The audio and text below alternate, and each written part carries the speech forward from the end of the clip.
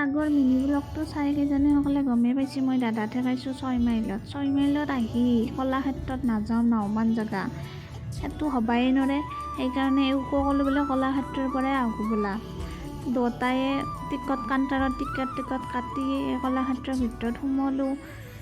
আমি যাওঁতে গধূল হেন হৈছিল অলপ, তথাপি আন্ধাৰ হোৱা নাছিল। ইনকে ভিডিঅ' ফটো চটো উঠলোঁ, কিন্তু ভিতৰত ফটো আৰু ভিডিঅ' এলাও নাছিল। সেইটো কাৰণে ভিতৰত ফটো আৰু ভিডিঅ' বনোৱা নহ'ল।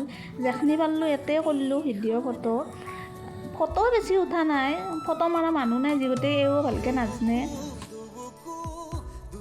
এডাল দেখছে না লাইনত তাতডাল পৰি আছে, এও আৰু কৈছে এডাল নচটকিবা। মই কৈছোঁ বোলে কিয়া শ্বৰ্ট খাই মৰিম নেকি, আমাৰ এওঁৰ মস্ত হয়। তাৰপিছত ঘূৰি ফুৰি থাকোঁতে গধূলাই হ'ল। এইটো গধূলাৰ ভিউটো।